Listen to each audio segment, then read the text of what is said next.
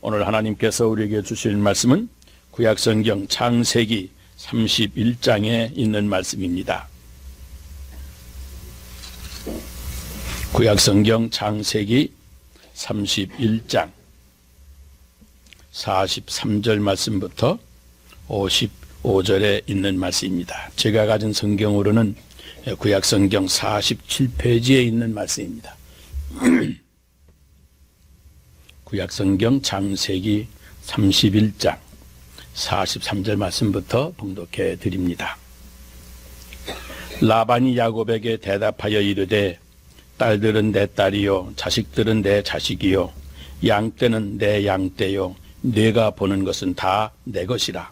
내가 오늘 내 딸들과 그들이 낳은 자식들에게 무엇을 하겠느냐. 이제 오라. 나와 내가 언약을 맺고 그곳으로 너와 나 사이에 증거를 삼을 것이니라. 이에 야곱이 돌을 가져다가 기둥으로 세우고 또 그 형제들에게 돌을 모으라 하니 그들이 돌을 가져다가 무더기를 이룰 때 이름에 무리가 거기 무더기 곁에서 먹고 라반은 그것을 여갈사 하두다라 불렀고 야곱은 그것을 갈르엣이라 불렀으니 라반의 말에 오늘 이 무더기가 너와 나 사이에 증거가 된다 하였으므로 그 이름을 갈르엣이라 불렀으며 또 미스바라 하였으니 이는 그의 말에 우리가 서로 떠나 있을 때에 여호와께서 나와 너 사이를 살피시옵소서 함이라. 만일 내가 내 딸을 박대하거나 내 딸들 외에 다른 아내들을 맞이하면 우리와 함께할 사람은 없어도 보라 하나님이 나와 너 사이에 증인이 되시느니라 함이었더라. 라반이 또 야곱에게 이르되 내가 나와 너 사이에 둔 이 무더기를 보라. 또 이 기둥을 보라. 이 무더기가 증거가 되고 이 기둥이 증거가 되나니 내가 이 무더기를 넘어 네게로 가서 해하지 않을 것이요 네가 이 무더기 기둥을 넘어 네게로 와서 해하지 아니할 것이라. 아브라함의 하나님 나홀의 하나님 그들의 조상의 하나님은 우리 사이에 판단하옵소서 하며 야곱이 그의 아버지 이삭이 경외하는 일을 가리켜 맹세하고 야곱이 또 산에서 제사를 드리고 형제들을 불러 떡을 먹이니 그들이 떡을 먹고 산에서 밤을 지내고 라반이 아침에 일찍 일어나 손자들과 딸들에게 입맞추며 그들에게 축복하고 떠나 고향으로 돌아갔더라. 아멘. 어느 부인이 수첩에 항상 자기 남편의 사진을 놓고 다니고 있었습니다. 그 사실을 만날 때마다 보았던 친구들이 그 이유를 묻습니다. 이렇게 대답을 합니다. 인생을 살다가 골치 아픈 문제를 만날 때마다 이 사진을 꺼내보면 나는 다 해결이 된다. 친구들이 다시 묻습니다. 아니 어떻게 그렇게 너는 부부간의 정이 좋으냐. 그렇게 물어보니까 이렇게 대답을 합니다. 그런 게 아니고 이 사진에 있는 이 골칫덩어리를 내가 바라보면 이놈도 내가 평생 함께 사는데 이보다 더 큰 문제가 어디 있겠는가. 그렇게 생각하기 때문에 문제가 쉽게 해결된다. 그렇게 대답을 하더랍니다. 한 집에서 한솥밥을 먹고 살면서도 평생 어찌할 수 없는 원수처럼 살아가는 부부가 많이 있습니다. 불편한 진실, 이 불편한 진실이라고 하는 말이 있지 않습니까? 겉으로는 착한 척하고 자주 만나고 가까이 지내는 것 같고 대화도 자주 잘하는 것 같기도 하지만 사실 그 마음속에는 불편한 진실이 있습니다. 그래서 만남도 대화도 가식적이고 계속해서 가식적인 관계를 유지하게 되는 겁니다. 성경에도 보면 그런 불편한 진실을 품고 인생을 함께 살아가는 사람이 있습니다. 바로 이 라반과 야곱이라고 하는 사람입니다. 그들은 장인과 사위임에도 불구하고 무려 20년이 넘도록 서로를 속이며 살아왔던 그런 불편한 진실이 두 사람 사이에 있었습니다. 겉으로는 친한 척합니다. 장인 사위니까 가까운 척합니다. 그러나 속으로는 미워합니다. 서로 속일 생각만 합니다. 서로의 보이지 아니하는 갈등이 계속 있었습니다. 대개 이런 관계에 있는 사람들은 할 말이 언제나 많이 있습니다. 자기만 상처를 받았고 자기 인생에 데미지가 있었고 상처를 많이 받았고 저 사람이 책임을 짊어져야 된다고 책임을 전가하는 그런 말들을 많이 합니다.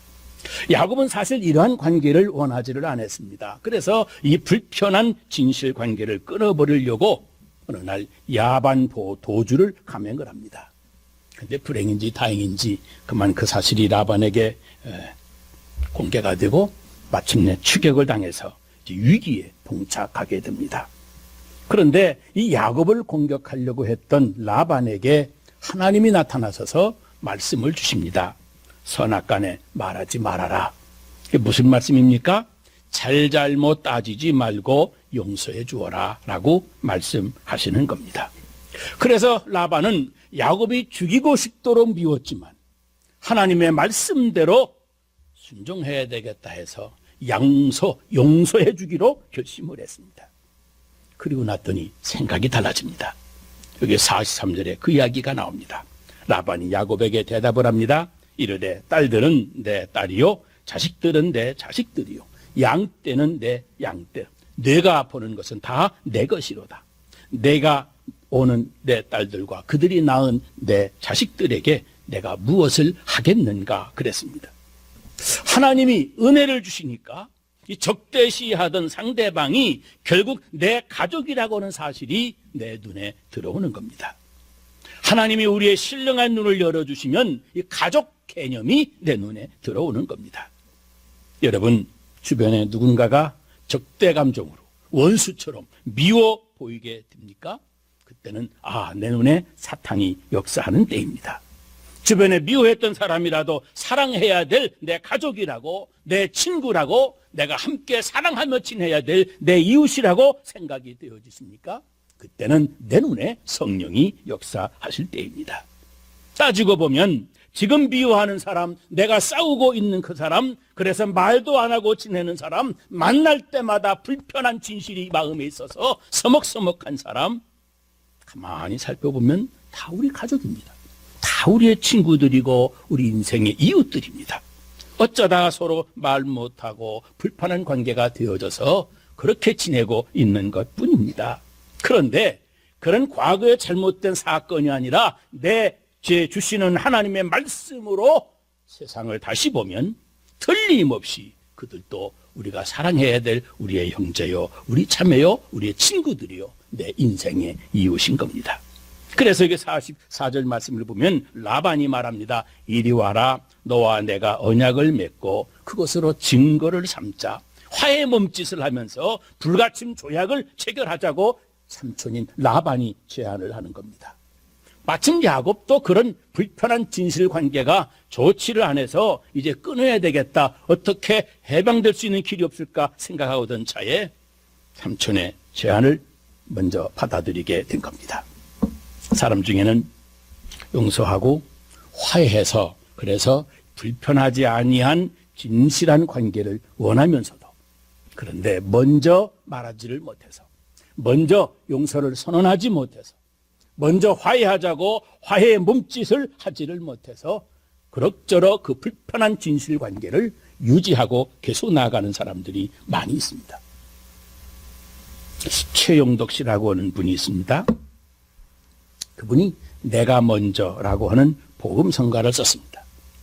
가족처럼 아주 친하게 지내던 친구와 그만 사소한 의견 차이로 서로로 상처를 주고 그만 그 관계가 아주 깨어지고 말았습니다. 어느 날 밤에 성령께서 이 최용덕 씨의 마음속에 아주 감동을 주시고 갈등을 주시고 마음을 고통스럽게 자극해 주셨습니다. 견디지 못해서 그날 밤 그 친구를 찾아갑니다. 그리고 그 친구와 화해를 하고 친구와 함께 만든 노래가 있습니다. 가사가 이렇습니다. 내가 먼저 손 내밀지 못하고 내가 먼저 용서하지 못하고 내가 먼저 웃음 주지 못하고 이렇게 머뭇거리고 있네. 그가 먼저 손 내밀기를 원했고 그가 먼저 용서하기를 원했고 그가 먼저 웃음 주기를 원했네. 나는 도대체 어찌 된 사람인가? 오 간교한 나의 입술이여, 오 더러운 나의 마음이여, 왜 나의 입술은 사랑을 말하면서, 왜 나의 마음은 화해를 말하면서, 왜 내가 먼저 져줄 수는 없는가? 왜 내가 먼저 손해볼 수는 없는가? 나는 주님 앞에서 몸둘 바 모르고 이렇게 흐느끼고 서 있네. 어찌할 수 없는 이 마음, 주님께 맡긴 채로. 내가 먼저 섬겨주지 못하고, 내가 먼저 이해하지 못하고, 내가 먼저 높여주지 못하고, 이렇게 고집부리고 있네. 그가 먼저 섬겨주기를 원했고, 그가 먼저 이해하기를 원했고, 그가 먼저 높여주기를 원했네. 나는 어찌된 사람인가? 오 추악한 나의 욕심이여, 오 서글픈 나의 자존심이여, 왜 나의 입술은 사랑을 말하면서, 왜 나의 마음은 화해를 말하면서, 왜 나의 입술은 사랑을 말하면서, 왜 나의 마음은 화해를 말하면서, 왜 내가 먼저 져줄 수는 없는가? 왜 내가 먼저 손해볼 수는 없는가? 오늘 나는 주님 앞에서 몸둘 바 모르고 이렇게 흐느끼고 서 있네. 어찌할 수 없는 이 마음을 주님께 맡긴 채로 화해해야 되겠다고 하는 마음 가지고 있으면서도 먼저 화해하지 못하고 머뭇거리고 있는 마음을 잘 고백하고 있습니다. 야곱은 라반의 화해하자는 뜻을 선뜻 받아들입니다. 그리고 돌기둥을 세우고 함께 먹었습니다. 이 불편한 관계, 불편한 진실 관계를 종지부짓고 완전히 화해했다고 하는 뜻으로, 그리고 가족 관계로 이제는 회복되었다고 하는 것을 선포하고 있는 겁니다. 여러분, 세상에는 남을 용서하는 사람이 있습니다. 그런데 그렇지 않고 친구가 되었던 가족이 되었던 서로 살다가 다툴 때 있고 상처 주고받을 때 있는데, 그럴 때 용서하면 좋으련만, 그러면 내 마음도 평안하고 서로의 관계도 안정이 되어지고 회복이 되어질 텐데, 여전히 미워하기 때문에 분노가 있고 불안하고 마음속에 그 사람을 볼 때마다 복수심이 우러나오고 미움으로 상대방을 바라보기 때문에 평안함마저 상실해버리는 사람이 있습니다. 누구에게나 여러분 인생을 살다 보면 상처를 주고받는 연약한 존재라고 하는 것을 우리는 알아야 됩니다. 서로 이해하고 양보할 줄 알아야 됩니다. 캘리포니아의 스탠포드라고 하는 대학이 있습니다. 그 대학에 용서 프로젝트라고 하는 것을 설립한 프레드 러스킨 박사가 있는데, 그분이 심리학이라고 하는 것과 의학이라고 하는 것을 접목을 시켜서 책 한 권을 썼습니다. 제목이 용서라고 하는 책입니다. 이렇게 말합니다. 사람은 용서할 때 스트레스, 분노가 감소된다. 마음의 평화가 유지되고 건강하고 행복한 생활을 하게 된다. 용서 잘하는 사람이 건강하다. 주변에 잔병이 많은 사람을 둘러보아라. 누군가 용서하지 않는 사람, 누군가를 미워하고 있는 사람, 분노를 마음에 끓이고 사는 사람이다. 남 용서할 줄 아는 사람이 정신적으로 육체적으로 건강하고 그 사람이 결국 장수하게 된다 그랬습니다. 여러분, 그렇지 않습니까? 마음의 속을 끓이고 사는 사람, 마음만이 아닙니다. 몸도 약해집니다. 병에 쉽게 듭니다. 면역력이 약해집니다. 다 병자가 되고 맙니다. 그래서 장수하지 못한다는 겁니다. 여러분, 용서라고 하는 것은 나에게 상처를 준 상대방에게보다도 먼저 나 자신에게 용서를 베풀어준 혜택이 먼저 주어집니다. 필립 안샤라고 하는 사람이 책을 썼는데, 책의 제목이 하나님의 놀라운 은혜입니다. 놀라운 하나님의 은혜. 이렇게 말합니다. 용서로 치유받는 최초의 사람은 바로 용서해주는 그 자신이다 그랬습니다. 내가 용서해주면 저 사람 좋을 텐데, 저 사람 좋은 것이 아니라 내가 용서해주면 내가 먼저 그 혜택을 받는다고 하는 말이에요. 여러분, 사다 보면 본의 아니게 그 독을 가진 화살에 우리가 맞을 때가 있습니다. 친구에게 사기를 당하기도 하고 친구에게 돈을 빼앗길 수도 있습니다. 믿었던 친구에게 자기 남편을 빼앗기는 여자도 보았습니다. 모욕을 당하기도 하고 억울한 일을 당하기도 하고 괜히 이유 없이 잘못한 것 없이 미움받을 때가 있습니다. 그런 때가 바로 우리가 다 독을 가진 화살을 맞으며 인생을 사는 과정에 있는 겁니다. 그때마다 이 화살을 빨리 빼고 치유해야만 내 몸이 건강히 회복이 되어집니다. 화살 빨리 빼고 내 몸에 들어가 있는 독을 빼내는 것이 우선입니다. 그런데 그러지 아니하고 누가 나한테 화살을 쐈느냐고, 네가 그래서 그렇다고 그 사람에게 복수하려고 그 사람 쫓아다니고 계속 미워하다 보면 내 속에 박힌 그 미움의 독소가 내 인생을 더럽히고 맙니다. 내 인생을 망가뜨립니다. 결국 나만 죽고 마는 겁니다. 그것보다 어리석은 것이 없습니다. 용서하지 못하고 미워하면서 상대방 잘 못되기를 바라고 사는 마음, 그런 사람은요, 쥐약을 내가 먹고 쥐약을 놓은 사람을 죽기를 바라고 있는 거나 마찬가지. 빨리 쥐약 잘못 먹었으면 이걸 토해내놓고 이걸 정리해야 되지. 이 쥐약 놓은 사람, 그 사람 잘못이라고 그 사람 쫓아다니고 공격하고 그러면 안 된다는 말이에요. 그 사이에 쥐약이, 독이 내 죽임을 몰고 오는 겁니다. 라반, 하나님 말씀을 듣고 빨리 회개했습니다. 그리고 야곱을 용서하기로 작정을 했습니다. 그리고 화해를 시도합니다. 말하자면 불편한 진실 관계를 다 끝냈습니다. 그랬더니 조카도 딸도 손주들도 다시 가족 관계 안에 함께 사랑해야 될 가족의 관계를 회복하게 되어집니다. 여러분, 용서라고 하는 것은 대단한 능력이 있습니다. 한번 여러분 용서를 진심으로 실천해 보세요. 병든 마음을 치유해 줍니다. 흐트러진 사람의 인격이 다시 세워지게 됩니다. 메말라가는 영혼이 다시 회복시켜주는 생명력이 내가 용서를 실천할 때 나타나는 겁니다. 영국의 유명한 웰링턴이라고 하는 제독이 있습니다. 한 번은 여러 번 자꾸 탈영을 하는 부하가 있어서 견디다 못해 사형을 선고하고 사형을 명령하기 위해서 모였습니다. 그리고 사형 선고하기 직전에 이렇게 웰링턴 제독이 말을 합니다. 나는 너를 교육도 시켜보았다. 네가 탈영할 때마다 잡아서 채찍으로 때려도 보았다. 엄한 노동도 시켜보았다. 아주 고통스러운 벌도 주었다. 그런데 너는 도무지 돌아서지를 않는구나. 조금 더 새로워지지를 않는다. 이제는 별 수 없다. 사형을 선고할 수밖에 없다. 너는 죽어야 된다. 그 말을 하고 있는데 그때 옆에 있던 부관이 이렇게 얘기합니다. 각하께서 아직 이 병사에게 한 번도 시도하지 아니한 것 한 가지가 있습니다. 그것이 무엇이냐? 각하는 이 병사에게 용서라고 하는 것을 한 번도 해보신 적이 없습니다. 이 말에 제독이 가슴에 충격을 받고 다시 용서를 선언합니다. 그런데 그 용서를 받고 이 병사가 그들은 한 번도 탈영을 하지 않았습니다. 이 제독의 가장 훌륭한 충성스러운 부하가 되었습니다. 용서는 사람을 변화시키는 겁니다. 여러분, 우리 기독교의 진리를 한마디로 요약을 하면 용서라고 요약이 되어집니다. 우리 성경의 복음을 용서의 복음이라고 그럽니다. 십자가도 한마디로 설명하면 바로 용서입니다. 하나님의 사랑이 십자가에서 나타난 것입니다. 기독교의 복음은 용서로 시작해서 용서로 끝이 나는 겁니다. 기독교를 사랑의 종교라고 그럽니다. 그런데 그 사랑이 무엇이겠습니까? 용서하는 힘이 바로 사랑입니다. 우리가 교회 나오면 누구나 하나님의 용서를 체험하고 그리고서야 그리스도인 신자가 되어집니다. 그리스도인으로 인생을 살아가면서 이웃을 용서하고 살다가 하나님의 심판대 앞에서 죽음 이후에 마지막 용서를 체험하게 되면서 들어가는 곳, 거기가 바로 천국입니다.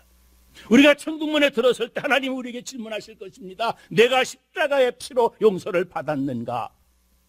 그리고 너도 그 용서를 실천했는가? 십자가, 기독교, 성경, 복음 모두 다 용서라고는 두 글씨를 빼놓고는 하나님의 사랑도 설명할 수가 없습니다. 여러분, 내가 용서 못하면 당장 내 마음에 평안이 없습니다. 내 마음에 천국이 이루어지지 않습니다. 천국은 용서받고 그리고 용서하는 사람이 들어가는 것입니다. 하나님을 경험한다, 무슨 말이겠어요? 지금 내가 용서하고 용서받고 용서를 받고 또 용서를 하고 있는 것입니다. 그런데 용서라고 하는 것, 이거 사람 마음대로 그렇게 쉽게 되는 것이 아닙니다. 왜냐하면 마음으로 베풀어주는 은혜이기 때문에 그렇습니다. 우리가 다 모두 불완전한 사람들입니다. 감정이 있다고 하지만 감정도 불안합니다. 우리의 마음도 쉽게 변합니다. 온전하지 못한 인간의 연약성을 가지고 우리는 세상에 태어났습니다. 그래서 인생 살아가면서 서로가 서로에게 용서해 줄 수밖에 없는 그런 일을 저지르면서 인생을 살아갑니다. 말하자면 상처를 주고 상처를 받아가며 사는 존재가 바로 우리 인간입니다. 그러므로 서로 용서하고 서로 이해해야만 되는 겁니다. 그래서 성경은 너희가 감정 따라 용서하라, 느낌 따라 용서하라, 그렇게 말씀하지 않았습니다. 아무 조건 없이 성경은 하나님의 명령으로 용서를 우리에게 말씀합니다. 신약 성경에 보면 용서하라고 하는 명령, 이 단어가 묘하게 설명이 되어집니다. 원래 용서하라고 하는 말은 현재 진행형인 명령형입니다. 용서해라, 현재 진행하고 있는 명령이란 말이죠.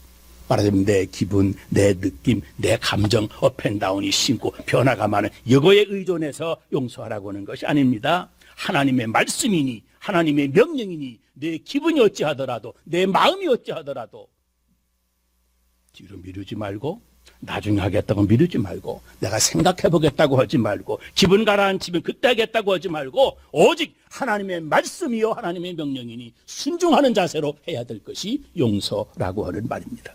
옛날에 용서했는데 또 잘못합니다. 어떻게 내가 참을 수가 있겠습니까? 아니라는 거예요. 나중에 용서하겠다고 아니라는 거예요. 저 사람이 돌아서고 뉘우치고 회개하고 새 사람 되면 용서해 주겠다고 아니라는 겁니다. 현재 계속 용서하라고 하는 명령이 성경에 나오는 용서하라고 하는 명령입니다. 그래서 70번씩 7번이라도 아니 수천만 번이라도 한도 끝도 없이 용서하라고, 그것이 사랑이라고 성경은 강조하는 겁니다. 지금 용서하고 화목하게 하는 사람, 지금 피스메이커로 자기 자신을 만들어가는 사람, 그 사람이 하나님의 아들이라고 일컬음을 받을 것이라 말씀하고 있습니다. 지금 내 마음을 삭히고 지금 내 마음을 비우고 하나님 말씀대로 복종해야 될 바로 그 말씀이 바로 용서하고 화해하라고 하는 말씀입니다. 이게 얼마나 힘이 드는지 모릅니다. 그러나 해야 됩니다. 왜요? 하나님의 말씀이니까. 내 기분이 풀어져서가 아닙니다. 저 사람이 변화의 새 사람 되었기 때문이 아닙니다. 하나님의 말씀이기 때문에 우리는 아무것 의지하지 아니하고 주의 말씀이니 말씀대로 내가 순종합니다 하는 뜻으로 어떤 사람이라도 용서할 수 있어야 됩니다. 그래서 용서는 신앙의 완성이라고 이야기를 합니다. 신앙의 완성입니다. 보세요. 한 지붕 밑에 서로 결혼해서 함께 살면서도 서로 용서하지 못하고 불편한 진실관계로 사는 부부가 많이 있습니다. 부부생활, 가정생활 잘못하고 있는 겁니다. 한 교회 안에서 서로 용서하지 못하고 서로 사랑하지 못하고 자꾸 서로 거리를 두고 시간을 두고 또 선을 그어놓고 생활하는 사람들이 있습니다. 불편한 진실관계를 교회 안에서까지 유지하는 사람들이 있습니다. 신앙생활 잘하는 것 아닙니다. 여러분, 누군가를 깨끗이 용서해 주지 못할 때 그러다가 죽음을 맞닥뜨리게 되면 그 사람 인생 잘못 살아온 것입니다. 우리는 주님의 용서를 받을 뿐만 아니라 주님의 용서를 배우는 사람들이 되어야 됩니다. 그래야 복을 받습니다. 미국의 대표적인 영화회사 MGM 있지 않습니까? 이 MGM 설립자 메이어라고 하는 사람, 그 사람도 훌륭하지만 그의 어머니가 아주 훌륭하다고 알려져 있습니다. 메이어가 어린 시절에 밖에 나가면 친구한테 늘 맞고 들어왔답니다. 그리고 집에 들어와서 자기를 때린 친구를 항상 욕을 하고 불평을 하고 그럴 때 하루는 어머니가 이 메이어를 데리고 뒷산으로 올라갔습니다. 뒷산에 올라가서 앞에 있는 저 많은 산들을 바라보면서 얘야 실컷 그 친구 욕을 해라. 그래서 이 메이어가, 어린 메이어가 엄마 손을 붙잡고 따라간 뒷산에서 산들을 향해서 큰 소리 외칩니다. 이 나쁜 놈아, 하나님이 너 벌 줄 거야. 그리고 그 친구를 불러가면서 큰 소리를 외칩니다. 그 속이 시원해졌는지 돌아 내려오려고 그러는데 한참의 시간 뒤에서 누가 자기를 향해서 또 외칩니다. 야, 이 나쁜 놈아, 하나님이 널 벌 줄 거야. 그러는 겁니다. 깜짝 돌아보니까 아무도 없습니다. 메아리가 쳐온 겁니다. 당황하는 아들에게 메이어 엄마가 이야기합니다. 야, 이제 그만 가지 말고 돌아서 다시 한마디 더 해라. 너 그 친구 이제 축복을 해라. 그리고서 아들을 돌이킵니다. 아들이 엄마의 손을 잡고 다시 돌아서서 뒷산을 향해 한 번 더 크게 외칩니다. God bless you. 하나님이 널 축복해 줄 거야. 그리고 돌아섭니다. 그런데 뒤에서 더 큰 소리로, 10배나 더 큰 소리로 목소리가 들려옵니다. 하나님이 너를 축복해 주실 거야. 너 잘 될 거야. 이 말이 들려오는 겁니다. 얼마나 기분이 좋았던지. 어머니의 이런 시청각적인 교육을 받고 이 아들이 남을 욕하지 않고 남을 미워하는 말하지 않고 언제나 그런 사람일수록 더 칭찬하고 더 좋아하고 더 존경하고 축복을 비는 말을 많이 하기 시작했습니다. 그렇게 인생을 살아서 지금 세계 최고의 영화사 이 MGM 회사를 설립한 그리고 성공적인 인생을 사는 사람이 되었던 겁니다.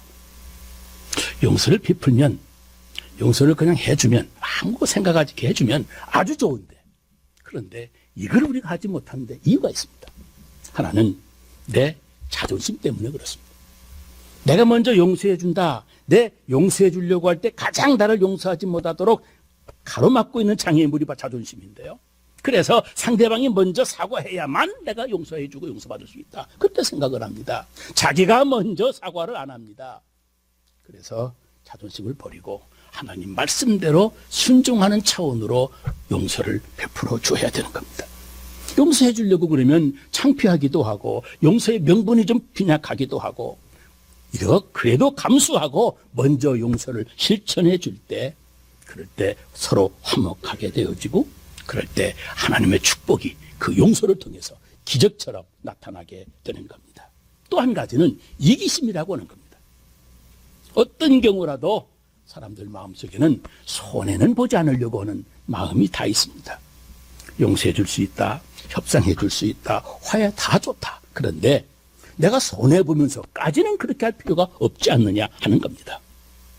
그런데 여러분, 하나님은 손해볼 것 같아도 화해하도록 요구하십니다. 그리고 내가 손해볼 것 같은 그 손해보다도 더 큰 축복을 우리를 위해서 준비해 주시는 겁니다.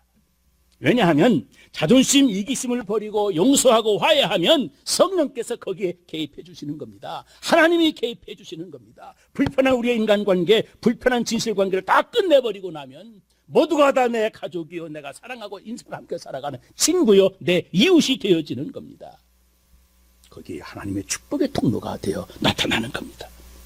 라반처럼 하나님의 말씀 듣고 말씀에 순종하는 마음으로 회개하고 그리고 용서를 먼저 행한 이 라반, 그 사람처럼 먼저 용서하고 화해하고 화목하게 지내야만 됩니다.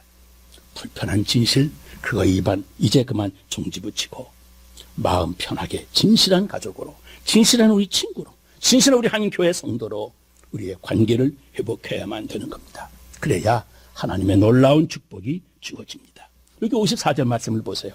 함께 제사를 드리고 떡을 받고 밤을 샜다 그랬습니다. 왜요? 하나님께서 제사를 함께 드렸습니다. 왜 하나님께 함께 제사를 드렸습니까? 하나님이 거기에 개입하시고 하나님이 말씀으로 역사해 주셨기 때문에 감사하다는 겁니다.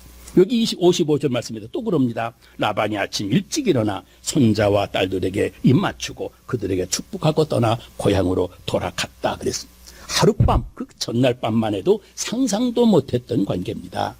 그런데 성령께서 역사해 주시고 주의 말씀에 순종하는 뜻으로 용서하고 화목을 베풀었더니 불편한 진실관계가 다 정산이 되어지고 하나님의 자녀들다우게 서로 화평한 관계가 회복이 되어진 겁니다. 상상 못할 하나님의 축복이 뒤따르게 되는 겁니다. 여러분, 용서는 하나님의 성품, 하나님의 마음으로만 가능한 겁니다. 죄성으로 태어난 인간으로서는 도저히 용서가 불가능한 겁니다. 성령이 역사하실 때만이 그 심령으로 성령의 역사로 용서가 가능한 겁니다.